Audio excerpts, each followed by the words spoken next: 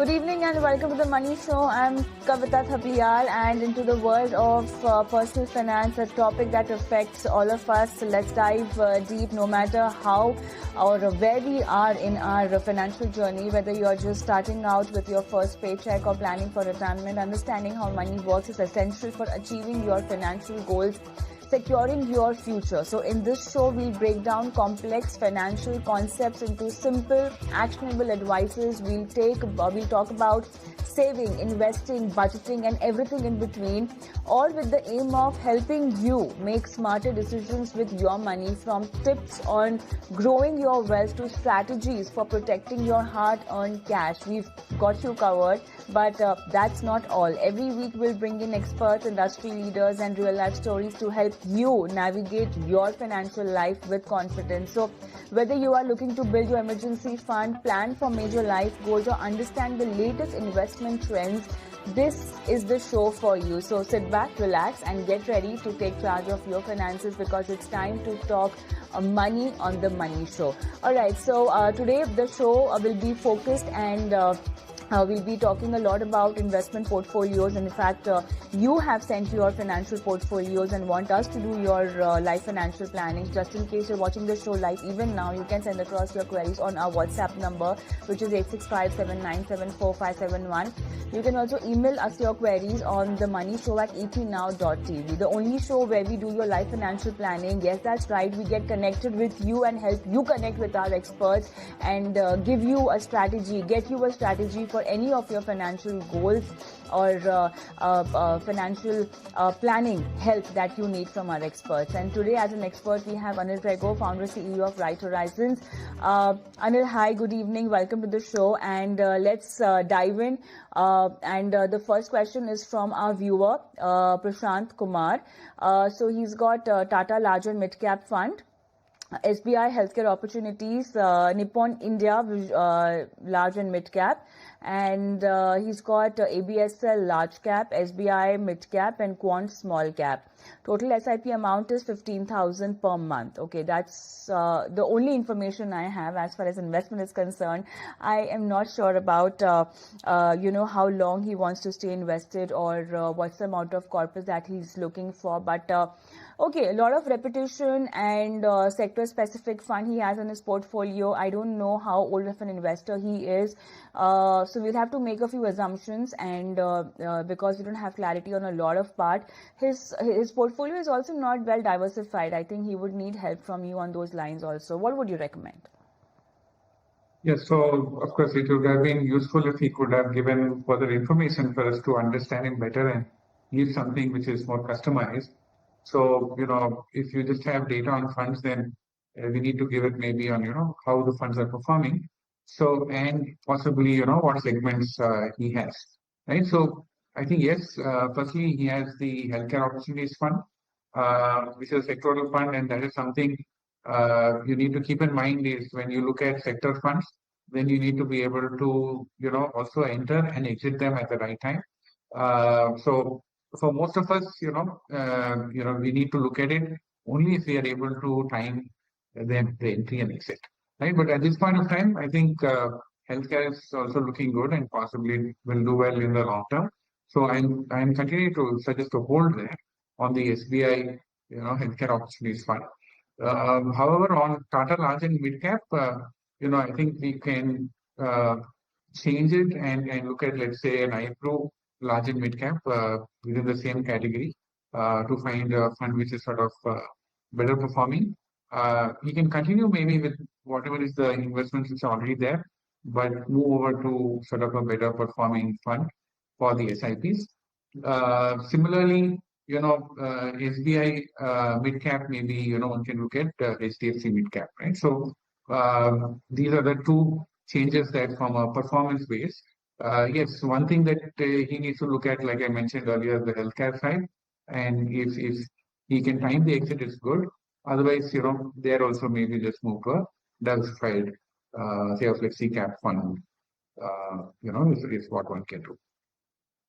So exit Tata Large and Midcap, move to ICICI Pro Large and Midcap, suggesting shifting from SBI Midcap to HDFC Midcap.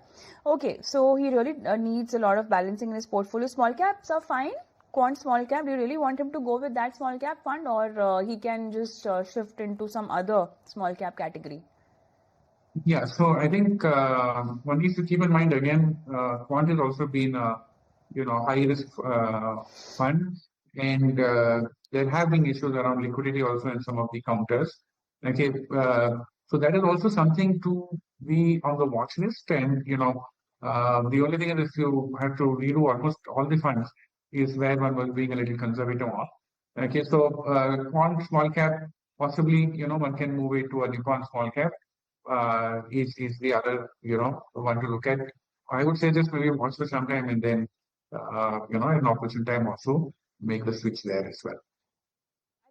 I have one question, because see, when we talk about the universe of small cap, Anil, the universe is very vast. So when we talk about moving from one small cap to the other, what factors are you keeping in mind over here? I know quant small cap is underperforming since a very long time. It's been more than a year now almost.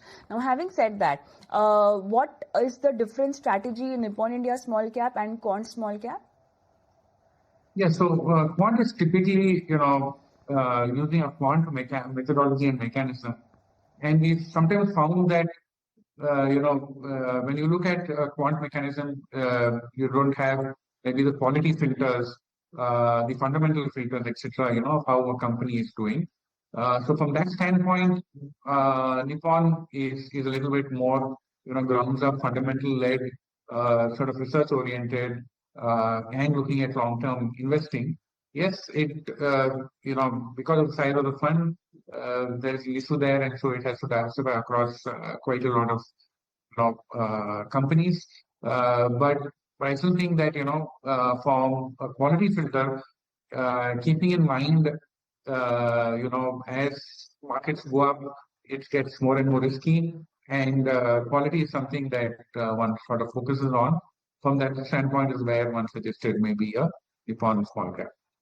All right, let's move on. I have a live viewer, Mr. Prakash, connected on the phone line. Hi, good evening. How are you doing, sir? You're calling from? I'm calling from Hyderabad. My age is 52 years. Okay, sir. I want to build my portfolio for my retirement. Another 7 to 8 years at the age of 60. Okay. I'm a private employee. Okay. I don't have any mutual funds right now. Okay. Except PF and PPF, I do not have any other savings, and I want to have this retirement as my goal. Okay. You said your age is 52? Yes, ma'am. Because as per the mail, we have the age is 45. Okay, so that leaves us with 7 years. No, madam, it is my wife's age. My age is 52.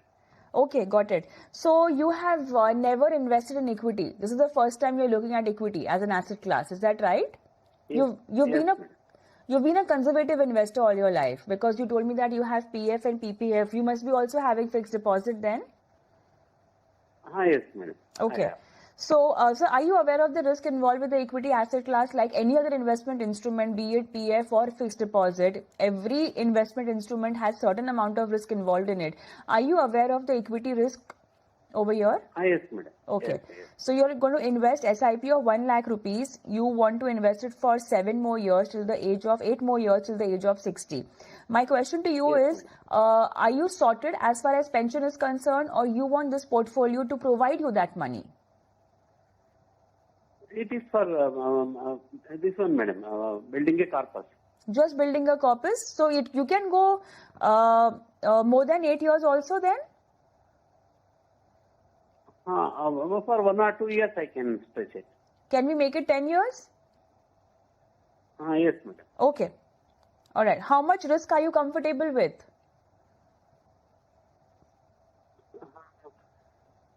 Risk, of course, risk is there, but conservative portfolio I want to build. Okay. So let's look at giving you a balanced portfolio where there is not much of a risk involved. But the good thing is that because the time horizon is 10 years, your risk also gets mitigated. Okay. Anil will explain you the concept over here. So Anil, never entered equity, first time with the goal of retirement, just 8 years. We convinced him to extend it for more 2 years and make it 10 years now.